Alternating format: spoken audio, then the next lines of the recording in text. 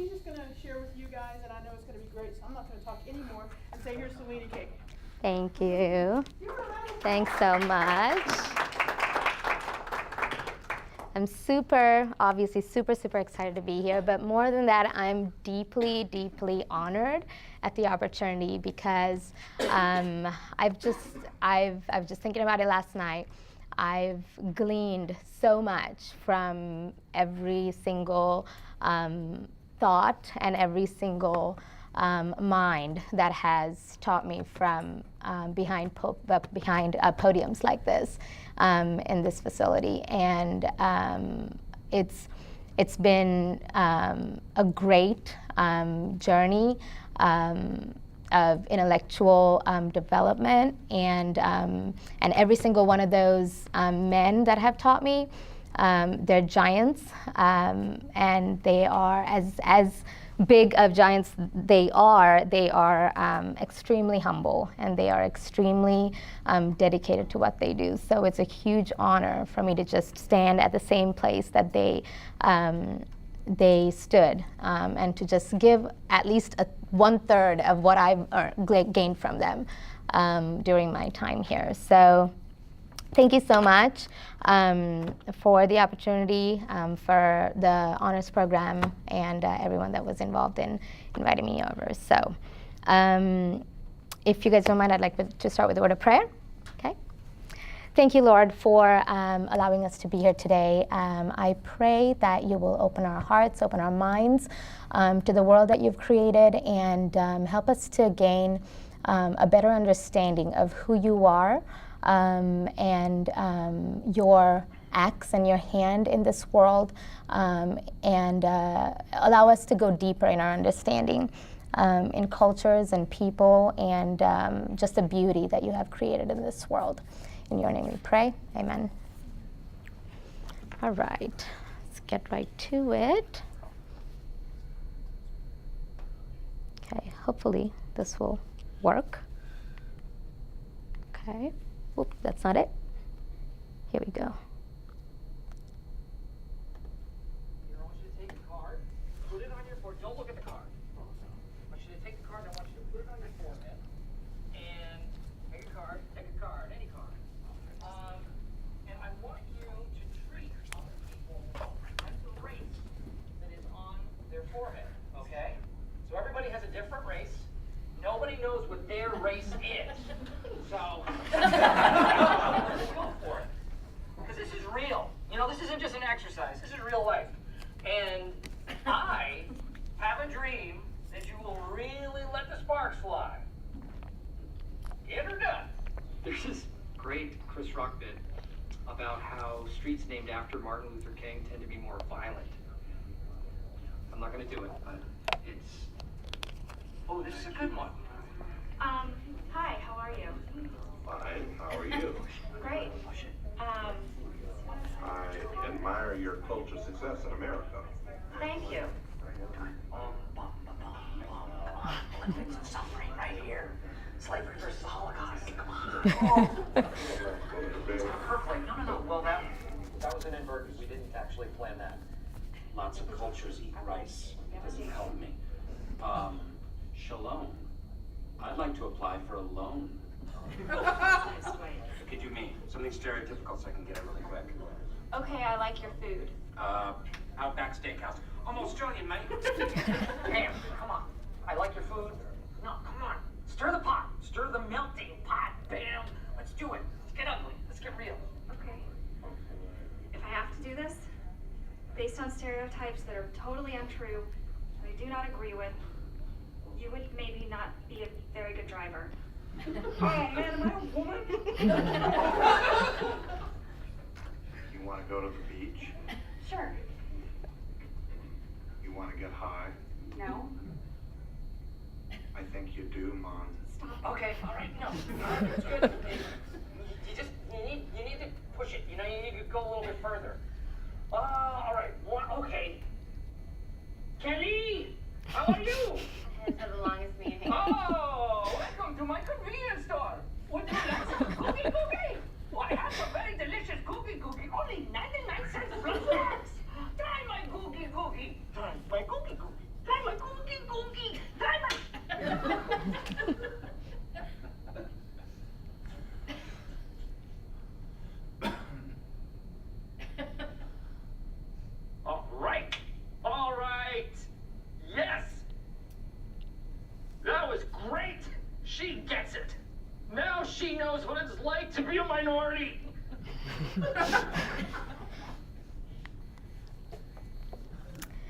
What is diversity?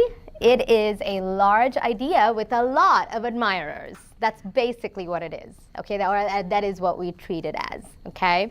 I like to think of it a little like Wyoming. Anyone from Wyoming here? Good. Okay, so I like to think of it as Wyoming because it's a state. We know it's there. We know it's Wyoming. It's, it has the 4 borders, whatever, and it's known for, the Yellowstone. Okay, and besides that, other than that, going beyond that, it's pretty much a blank, okay?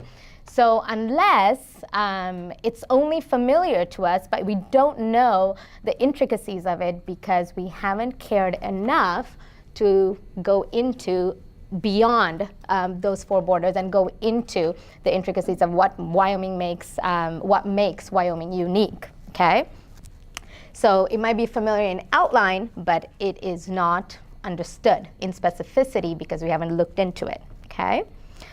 Let's look a little bit at a brief history of diversity.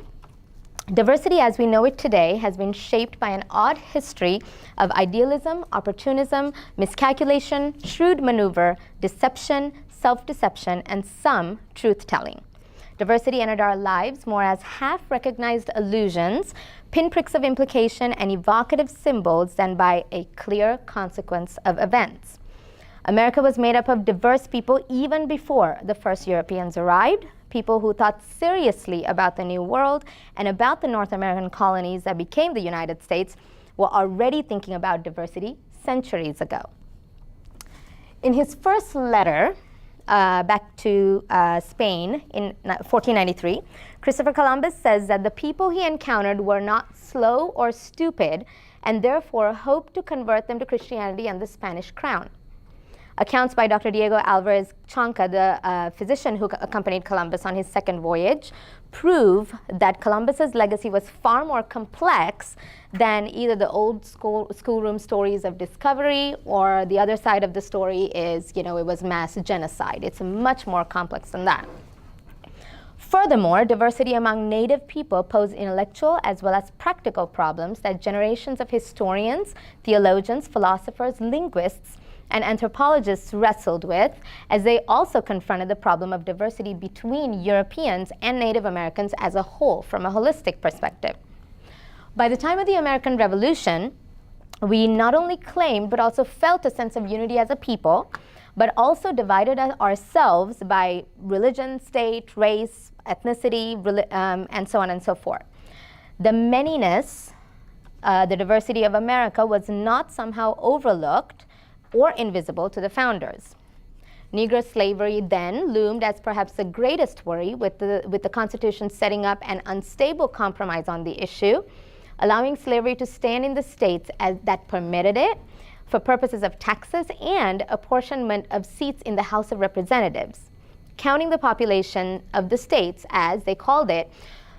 How they stated it is the whole number of free persons, including those bound to serve for a term of years, and excluding Indians, not taxed 3/5 of all other persons. So they really got down into diversifying all of these entities that were present when diversity had just started emerging. Diversity has remained central to America through the early republic, Civil War, emancipation, the great waves of immigration, and up on through the civil rights struggle. Let's look at diversity's secular interpretation. Diversity today, called appropriately by diverse names, has become America's newest cultural ideal. School children are taught to celebrate it, high courts wait and scrutinize it, corporate personnel offices assiduously seek it out, unions that once feared it now robustly champion it, artists offer searching introspection to diversity in their own lives, museums exhibit it, commercials market it, restaurants serve it, churches worship it, and tourists vacation in it. It sprawls across politics, law, education, entertainment, personal aspirations, religion, and the arts over and over again, encompassing the claim about human identity. Okay, so diversity equals human identity is what the world tells us what it is. From American Girl dolls to iPhone emojis, I use my brown thumbs up emoji or a high five, when I text, to university admission pamphlets and electoral campaigns. It is being used to reformulate equal access to social goods while attempting to redefine the goods themselves, from the African American manager to the gay white secretary to the female CEO and the Latino consultant are expected to usher in a new era of reformation. Drawing on psychological theories of social identity and intergroup conflict, an article entitled Group Conflict, Prejudice, and the Paradox of Contemporary Racial Attitudes by Lawrence Bobo states, I'm sorry, that's a little small, but okay. Bobo states that political commentators and academic scholars have drawn quite pessimistic conclusions about the effects of diversity. The most notable in regard, this is very interesting, is the largest American civil engagement study conducted by Harvard political scientist Robert Putnam's research that was called A Pluribus Unum, Diversity and Community in the 21st Century. His work reveals negative consequences of ethnic diversity on both inter and intra-trust in the United States, and that virtually all measures of civic health was lower in diverse settings. Putnam contends with ethnic diversity that it causes people to hunker down, to withdraw from collective life, to distrust their neighbors regardless of the color of their skin, to withdraw even from close friends, to expect the worst from their community and its leaders, to volunteer less, give less to charity, and work on community projects less often, to register to vote less. On the same note, Baby Review, a collective work of Christian professors,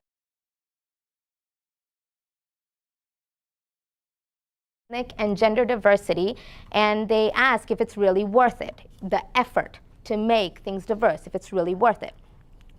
It is not always good, and at times when it is, it may not even be a very great one. Diversity might be something nice to have, but there are times in which it isn't worth the trouble. In other words, diversity may be good, but for the most part, it's overrated.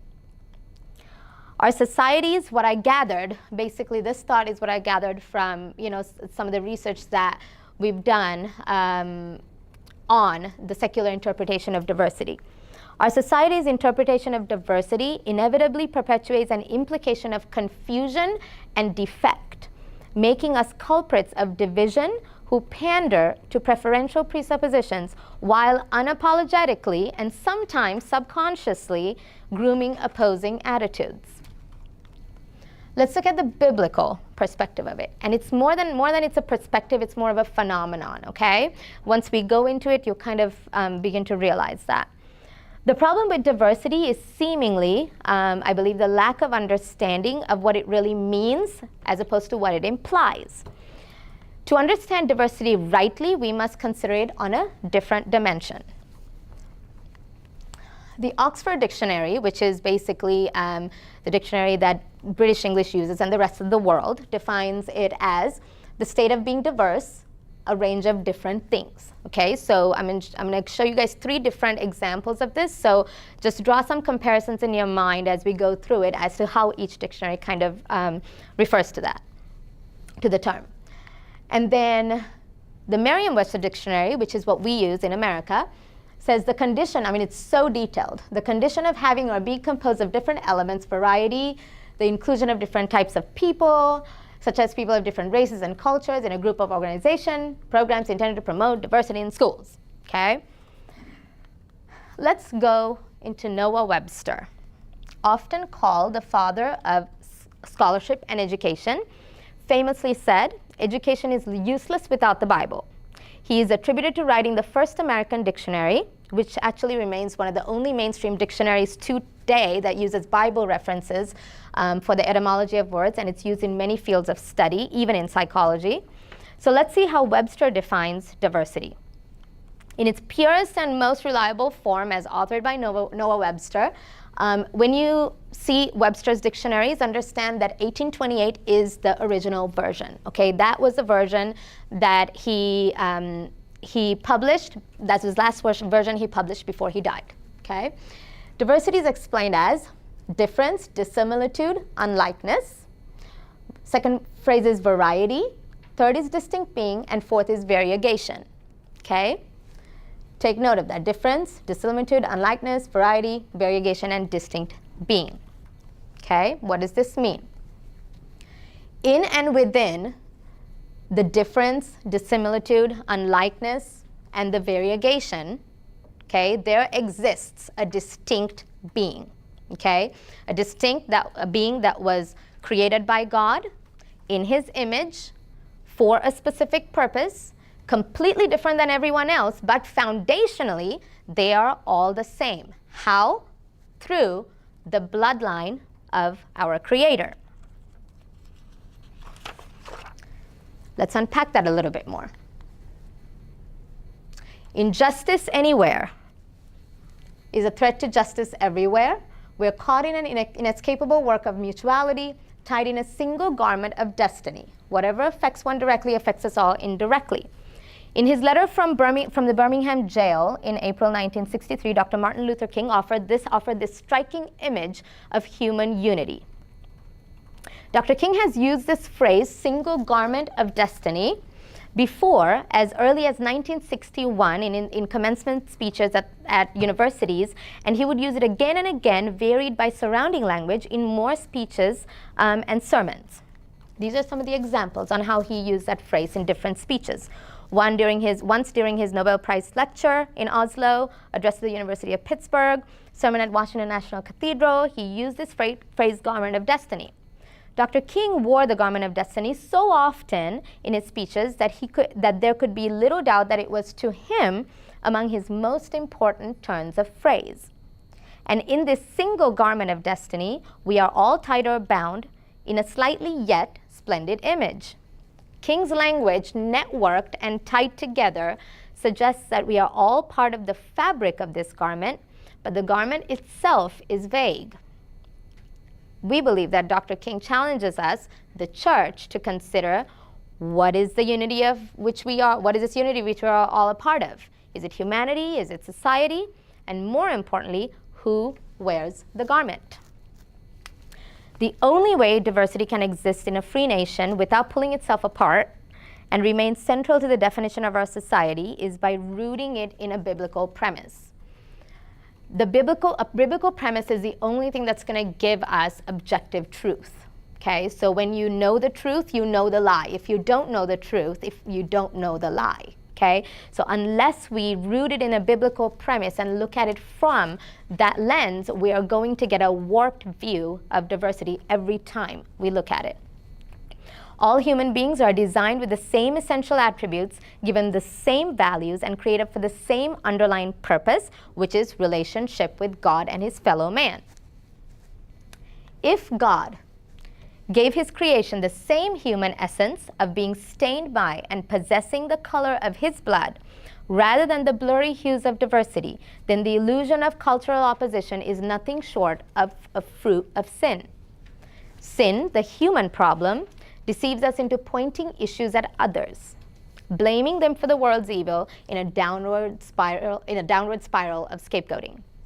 This fact is never revealed more clearly than when Love Your Enemy in Matthew invites us to break down hostility against each other and stand beside them as a fellow human.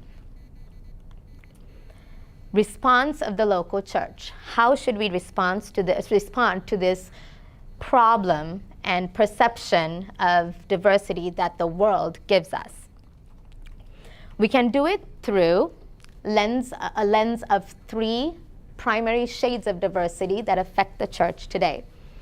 First is gender, second is ethnicity, and third is social status. And you can kind of put it in any order you want, but the reason I chose this order is because gender technically has to do with your identity, which is at the core of who you are, ethnicity, what's around us, and then social status going into kind of the globe, like a global perspective.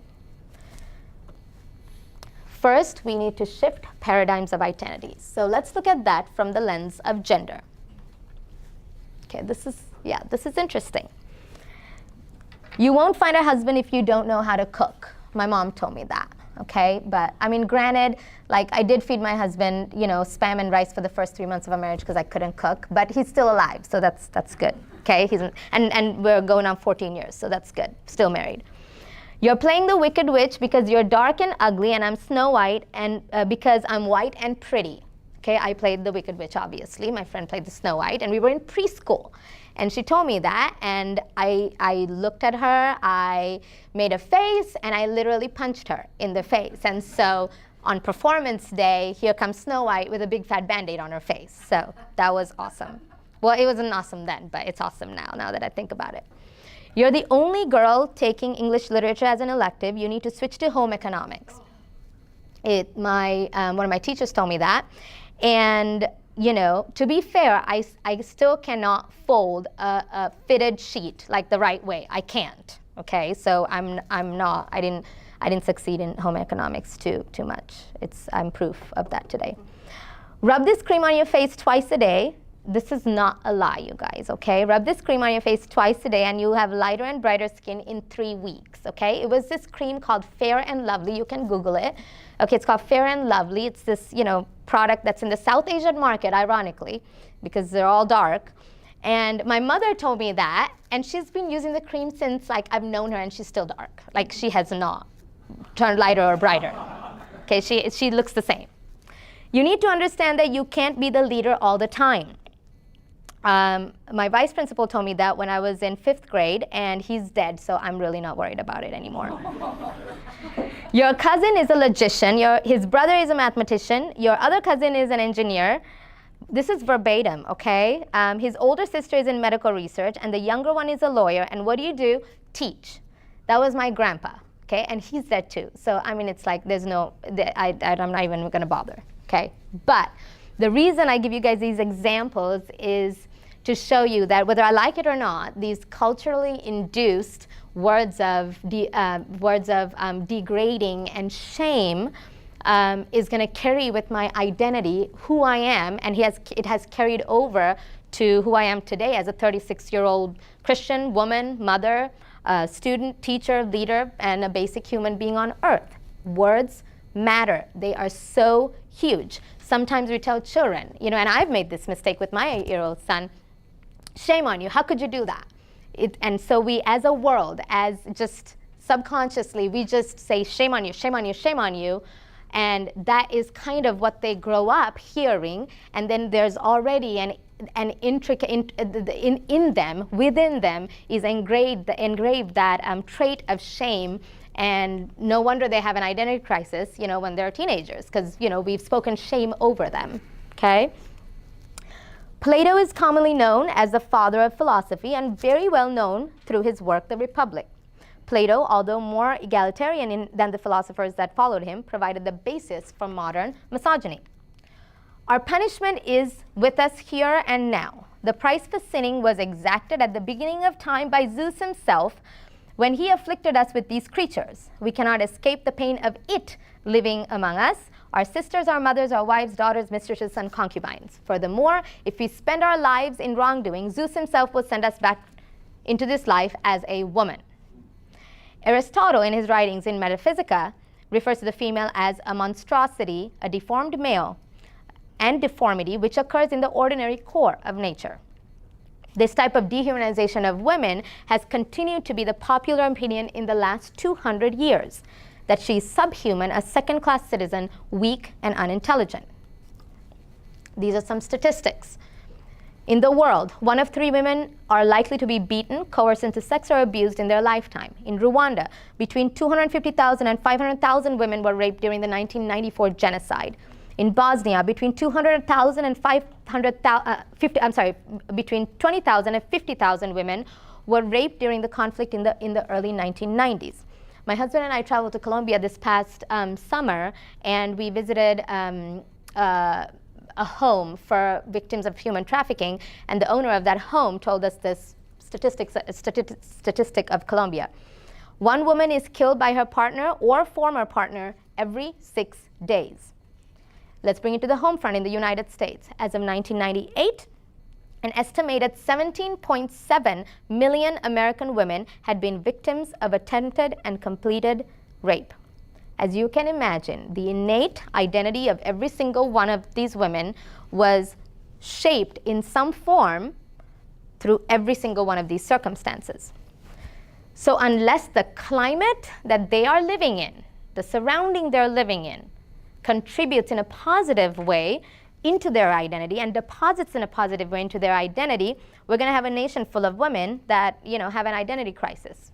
Okay, I worked for a company called Vanderboom Search Group. I was one of their search specialists, and I was one of their writers. So I was researching through different churches in America, and they've done, executive level searches for many, many churches, 500-ish. And when I went to every single website, it was very interesting. We would write up a profile of the church, and we would go into the ministries and all of that, just to see who the church is, what's the DNA of the church. Every single women's ministry page I landed on has the word identity in it, like 98% of the time. But you don't find that in the men's ministry pages, where the brotherhood, just we're going to develop each other, encourage each other, da-da-da-da. But with the women's ministry, we are going to help you in so many words. We're going to help you shape and find your identity in Christ. Okay, that shows that there is already an identity crisis in America among women. Identity tends to be the main standard humanity uses to draw comparisons, whether it's personal or cultural. In 2 Corinthians, it says, "For we dare not class ourselves or compare ourselves with those who commend themselves, but they, measuring themselves by themselves and comparing themselves among themselves, are not wise." When Paul says to the Galatians that there is neither Jew nor Gentile, slave nor free, male nor female, for you are all one in Christ, he was speaking to the Greco-Roman influenced community, where they perceived one people group as identifying over and against another. The class of worth in that culture was established by what they thought determined one's identity: gender, male or female, ethnic background, Jew or Greek, and status, slave or free. Paul's statement was radically countercultural if you really look at it. Today in America, Paul may be even growled off the pulpit in the name of American nationalism, which on occasion, I believe we carelessly disguise it under Christian nation. However, Peter declares that in his first letter in Rome, in 1 Peter 2:9, that we are none other than a holy nation and a people of the cross. As such, a nation knows only the border of those who possess the Holy Spirit through salvation in Christ over those who do not. Every cultural identity is inherently contrary to kingdom living. The identity of the kingdom, the community that supersedes all communities, rearranges the very fabric that defines human culture. Kingdom living does not syncretize both personal and cultural identities with Christianity, but unwaveringly roots itself alone against all others. Christians, therefore, are called to tear down walls to attract rather than build them to repel. If we are to genuinely participate in the Christian commission of making disciples globally, we first need to capture an accurate identity of the kingdom through our diverse lifestyles. Second one, recognize shared human value, and we're going to look at it through the lens of ethnicity. "Mommy, I'm biracial," he said. Okay, by the way, this picture is of mismatch day at their school, and the point of mismatch day is to, just look really tacky, but he comes downstairs just like that, looking fresh. Okay, but that is the epitome of diversity right there. He says one day he comes home from school 2 years ago and says, "Mommy, I'm biracial." It's like, biracial, where did you hear that word? "I didn't hear it, I saw it." Okay, when and where did you see it? "On the first grade student profile page, I'm biracial and my friends are Anglo." What is biracial and Anglo? Nothing obviously could have prepared me to discuss such a simple yet intricate topic with my 6-year-old son. He has always understood skin color differences. My husband is, American, and I'm South Asian. He's extremely fair, I'm extremely dark, with our complexions literally landing on the opposite sides of the spectrum as day is to night. Our bridal party consisted of Panamanian, Italian, Afghan, German, Irish, Spaniard, Ghanaian, Sri Lankan, Filipino, Vietnamese, Guatemalan ethnicities. Okay? Our families combine eight dialects, 5 skin tones, and 9 ethnicities. In this colorful variety, our son identifies himself as orange, even excitedly relating his looks to Mowgli from the Jungle Book. Okay? Let's dive a little bit deeper, and look at three basic theories to the study of ethnicity. First is the primordialist approach. This approach says that ethnicity is assigned at birth and thus difficult to change. Instrumentalist approach says ethnicity is neither inherent in human nature nor intrinsically valuable. Constructivist approach says ethnicity is socially constructed and fluid, and a fluid entity that can be formed through various means, including conquest, colonization, and immigration. Let's draw three comparisons with those theories in how we typically respond and the attitude that breeds it. Okay? We again understand that we don't intentionally do this, but it is because of what we are surrounded by. Our minds, okay, are formed into the world that we live that tell us what diversity is. So we respond in that manner. So we, the church, have typically responded to diversity issues around us this way. The primordialist approach says assigned at birth, difficult to change. It's kind of like saying, well, it's not my. Let's bring an example to it. Let's say if it's a Black Lives Matter movement, it's their problem, not mine. Okay, so your attitude is you're complacent. Instrumentalist says not inherently human, no human value, and so we say they brought this upon themselves. Oh well, you're just going to have to deal with it. Constructivist says socially built, individuals have less to do. I can do something, but what's the point? It's gonna keep happening anyway. Okay, and there's a sense of defeat. Notice that all three of these are extremely fatalistic worldviews that have no place for human value. And it's scary that we are actually responding that way, where we're not even realizing, without even realizing, really. Billy Graham remarked that in spite of the fact that racial and ethnic resentment is the #1 social problem facing both the world and the church, tragically, too often in the past, evangelical Christians have turned a blind eye to social issues or have been willing to stand aside while others take the lead in racial reconciliation, saying it was not our responsibility. The test of human value can begin and end wherever you want to start and finish on the spectrum of human existence. From Genesis to the Babylonians, through Paul, Revelation, slavery in America to the Holocaust in Germany, from Joseph Stalin, Fidel Castro, Mao Zedong, Idi Amin, Saddam Hussein, Kim Jong-il, and the list goes on.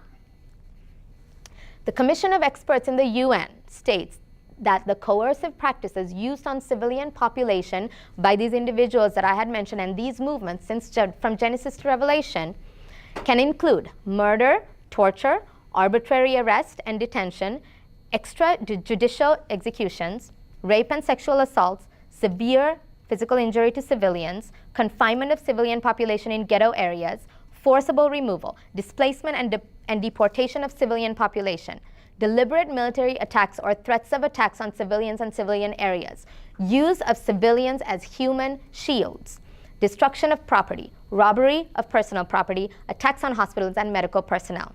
These constitute crimes against humanity, and that's a statement from the UN. Since Genesis, we have been exclusive recipients of his mark. God's image being bestowed on every living human in this capacity intrinsically grants us the very human personhood. Therefore, every life is innately valued to the Father and as such should be valuable to us, the follower of the Son. Personal prejudice is largely masked in the church because we have unwittingly given our minds a vacancy to discrimination. Irony occurs, and missionaries like the Echoes, might be able to attest to this. Irony occurs when a Christian world changer goes on a mission trip to another country, pours compassion on those who are poor and less fortunate, then you return back to native soil, purportedly changed, while furthering political agendas that would suggest otherwise. Being born and partially raised in a third world country myself, I can only imagine the cynicism maintained in such global communities that are being served. We must humbly recognize the pleas for shared human value that we witness in societies today. Conversation in the church must increasingly be necessary when a single person or group experiences continued oppression even decades after it was given bondage. It was taken from bondage, and years after social justice sought to tear down practices of discrimination. And rejection comes too easy when those accused of oppressing focus their attention on the expression instead of the cause, thus further perpetuating the cycle of strife. C.S. Lewis, one of the most endearing authors of all time, in his book In the Grief Observed, says, "You never know how much you really believe in anything until its truth or falsehood becomes a matter of life and death to you." We do not determine human value. It is already determined for us. Our biblical responsibility then is to create an influential spiritual brotherhood that is free of distinctive man-ordained agendas. From Genesis to Revelation, never did anyone achieve anything without first looking like a fool to the rest of the world. In our damaged and distorted world, God perhaps needs a generation that is willing to risk being foolish a little bit for the recognizing, claiming, owning, and sharing a type of human value that the others won't. Let's look at the third lens. Sustain the cross-cultural church. Let's look at it through the lens of social status.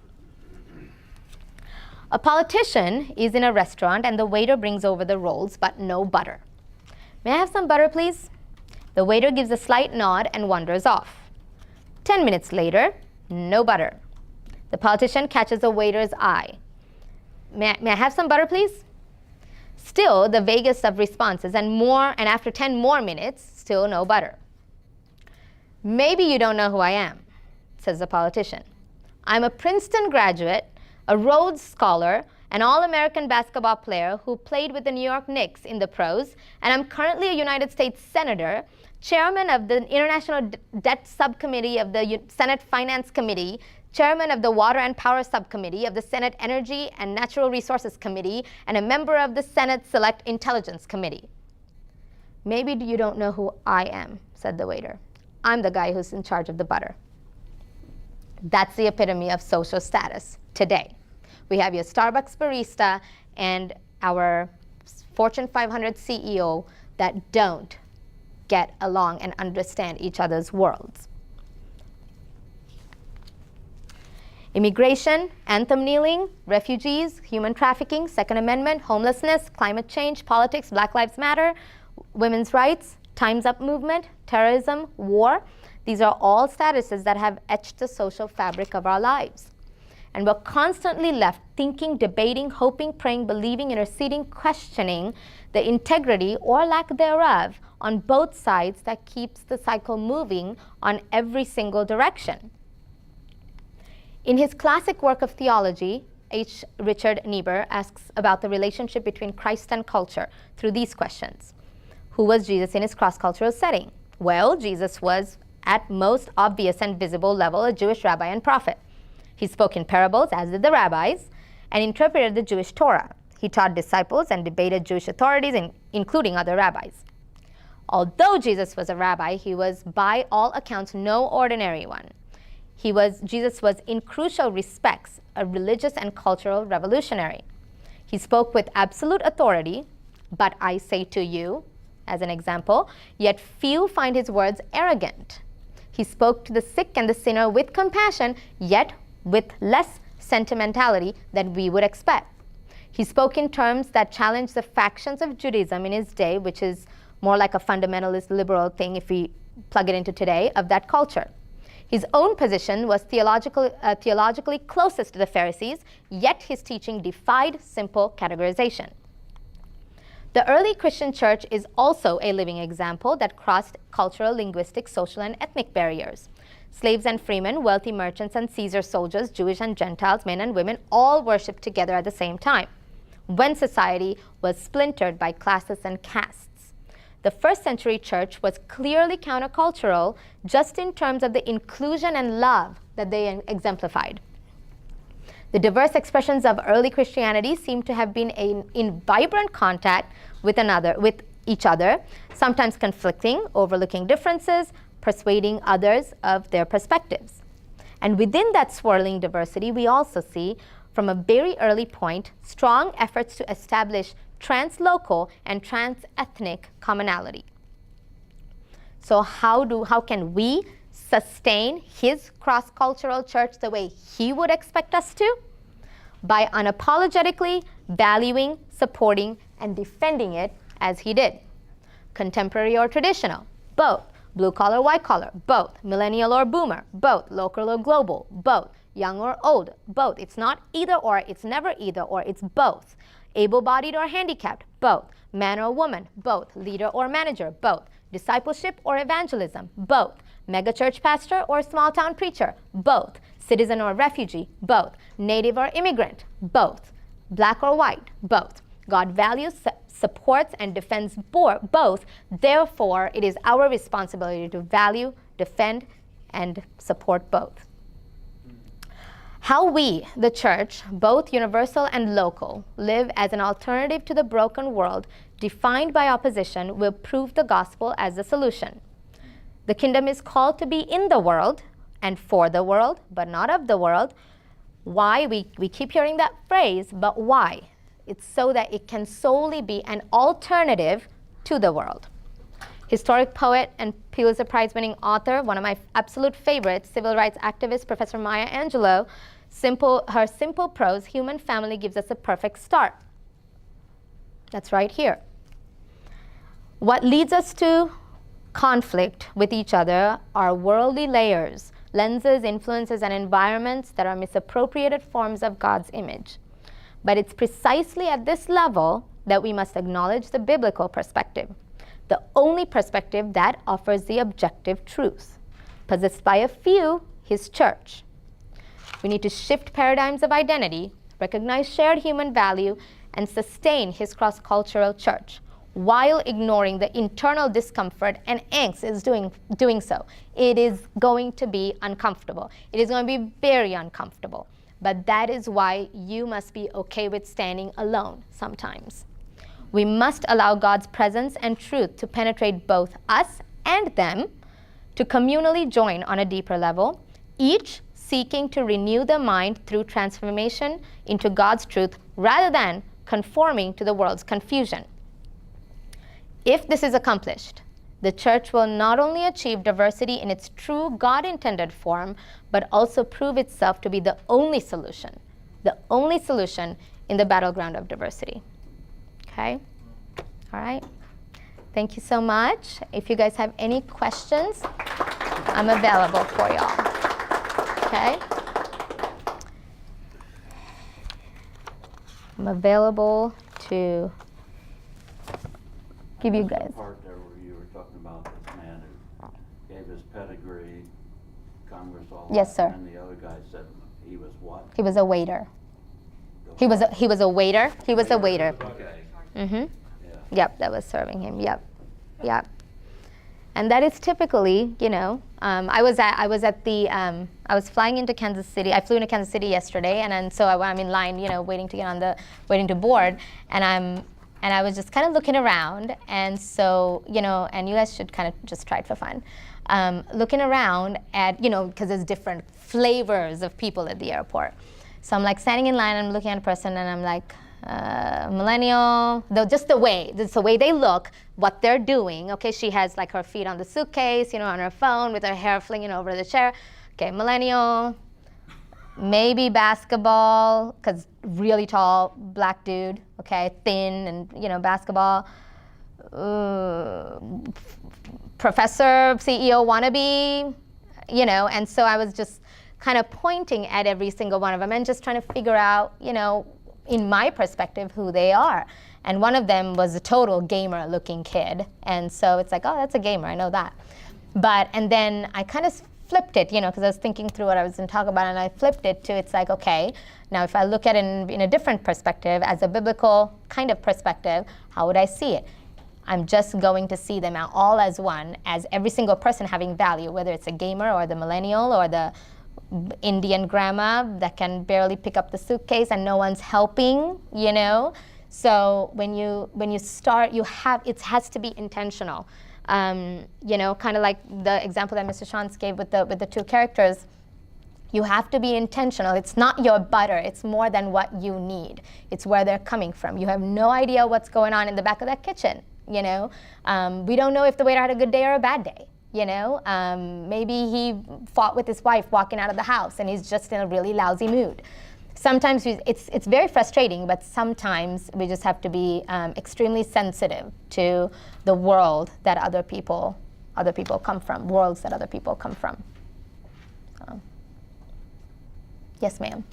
How would you suggest educating a church on this kind of change in idea of the people around them, especially churches in Midwest America that are very closed-minded towards this kind of concept? That's a good question.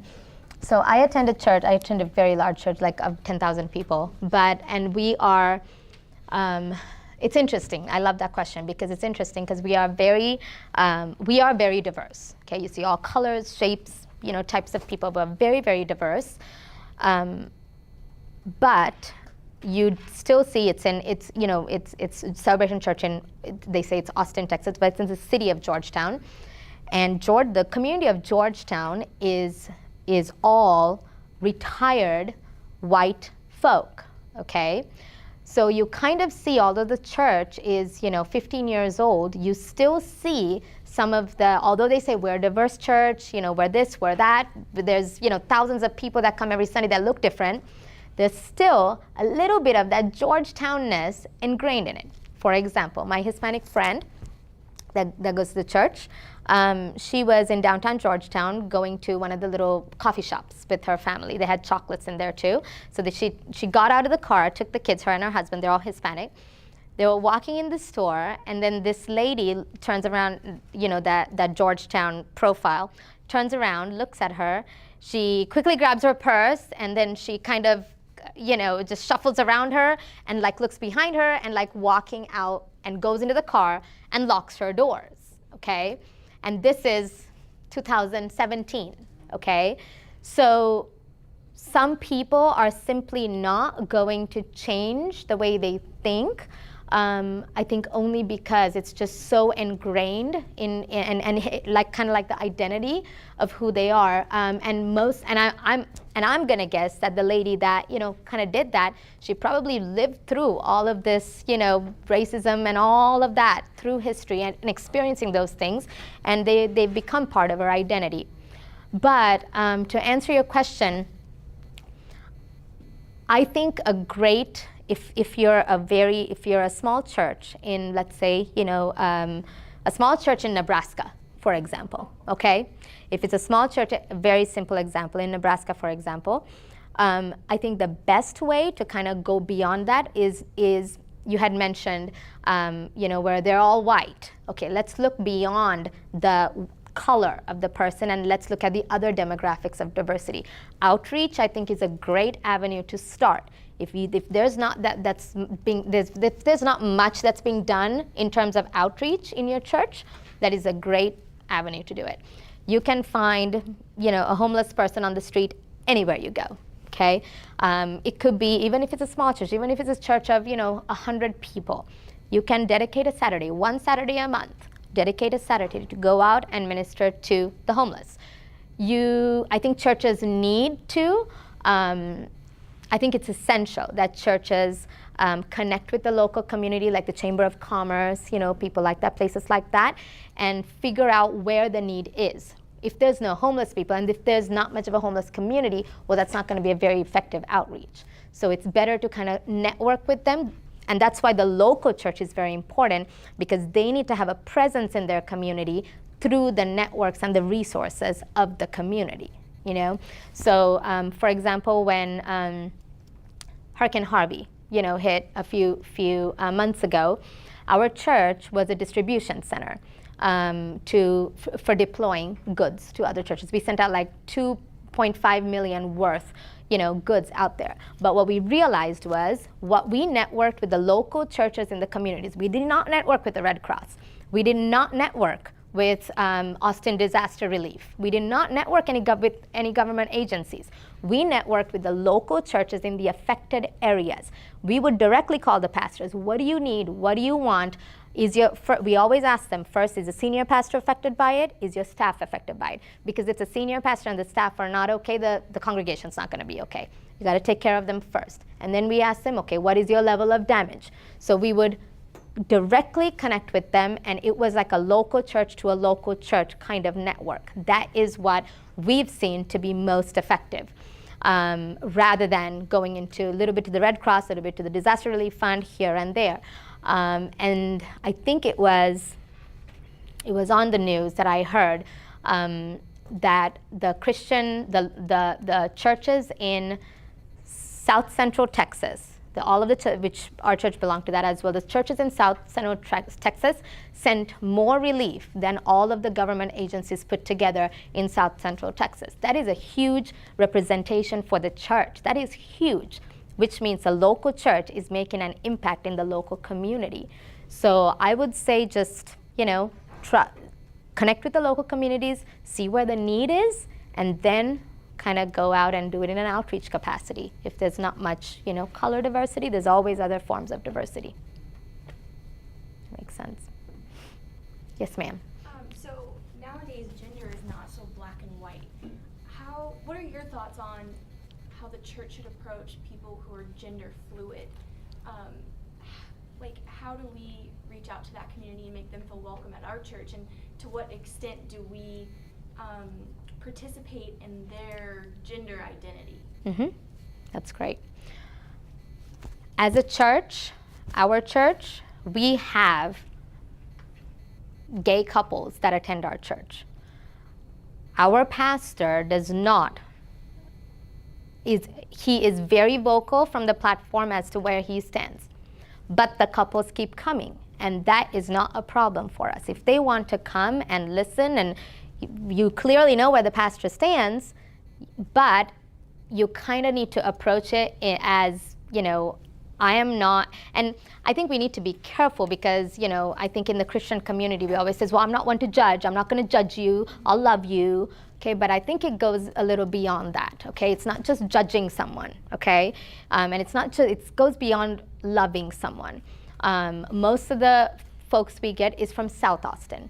If you look at a political map of the state of Texas, you have Austin that's blue and the entire state is red. Literally, okay? It is extremely liberal, okay? And everyone, they are driving 40 minutes to our church in suburban Austin from South Austin every Sunday, okay? So that to us says something that they are looking for community. I have no idea how they're identifying and what they like about our community at our church, but they keep coming. They keep coming. We know who they are. We say hi to them. They're part of small groups. So we try to be as inclusive as possible, but I think it's very important not to jeopardize your values for it. Your values and your principles cannot, they need to remain the same. And they need to, I think it's important that they know what your values and your principles are. But I don't think it's difficult to go have a burger with a person that is gender fluid, And sometimes it's not just an opportunity to minister. Okay, no, just be a friend, just hang out, have the burger, So I think I think churches can be more inviting, but I do think the churches need to be. I don't think they should never shy away from what their values are, what their vision is, what the biblical roots are, and what they believe in. So, yeah, yes, sir. Can I ask a personal question? Sure. So in the beginning of your slide, or it was beginning to me, you shared some different things that people said to you. What were some ways that you were able to cope with that and get past that? I'm not made of glitter and pink. I really am not. I'm more of cement and bricks kind of person. So it's kind of like whatever, but that's a really bad, way to do that. Like punching someone, when I was 5, I punched her in the face. That's not okay. So I think, I really think, and you'll hear more about this tomorrow, when I speak with the panel, but I really think God had to do a lot with my relationship with him. I'm not the typical Sri Lankan or South Asian, really, in my community. I'm very different than they are. They're very emotive. Okay, they're very much about, like, everything about family is just ingrained, intertwined. When there's a wedding, there's 500 people cooking. I'm just not that.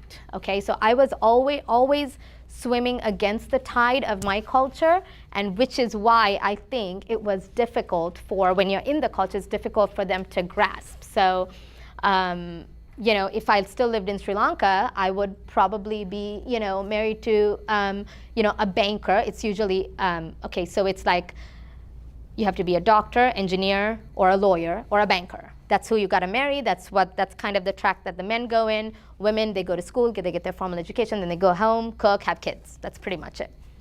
So if I was over there, probably have 7 kids with some banker or whoever, whatever. So it's now I think in this time over there, the climate has shifted a little bit, which is a really good thing. You see women majoring or after their formal education going out to training institutes to be pilots. That is completely unheard of when I was over there. So women are streaming out more into those trades that men are known for. But for me personally, I think it's not where, hey, if you're in this culture, it sucks. Well, now let's come to America and it's going to be better. No, it's not. Like, I had my own issues here in America, So I think I always read a lot. I always, had my close friends. I don't have like millions of friends like my husband is like, okay, everybody come over here, let's gather. I'm not that. I have my select friends. I have my friend that I've known for 20 years. I have my close friends that I keep real close and real tight that have kind of powered me through certain things, and my Bible and Jesus, basically, quite honestly. Okay. Yeah. All right, thank you. So. Curious, in our country, diversity seems to focus on 2 things, gender and race, when I find other diversity is much more interesting, like age differences, gift differences that Paul talks about, Yep. Temperamental differences, introverts, extroverts, there's so many different things. To me, race and gender sometimes cloud the issue, instead of looking at people for what they are, in spite of their race, their gender, and this, to me would be a better approach, but I'm not sure how to do it. I just try to take individuals as they are. Yep. And you always, I remember even in our classes, you always, kind of, it's like, okay, you always looked at the age. That was a very, I specifically remember, it's like, okay, well, you weren't irritated with young people, where, sometimes, certain, children, they're annoying sometimes, but that age thing, and those are actually, when you go into the study of more of the theories and the theories of ethnicity and everything, it kind of draws you into like a primary dimension, like a secondary and a tertiary dimension. So primary would be your basic, something you would get in a job application, race, gender, blah, blah, blah, blah, blah. Secondary would be kind of like your age, socioeconomic status, family history. That's more of that second level.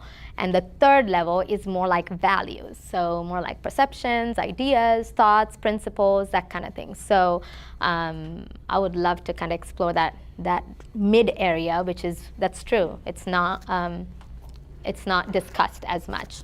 There is a huge, kind of a millennial topic, these days, but beyond that, there's not much being talked about, I don't think, at that level. So.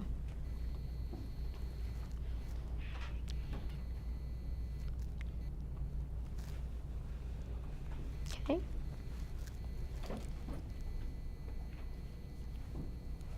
Good. We'll call one last question, if anyone has a final question, and then we'll bring it to a close. Yes. We'll give just a chance for a final question.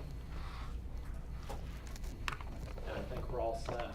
Thank you so much. You're Thilini, welcome. for good, Awesome.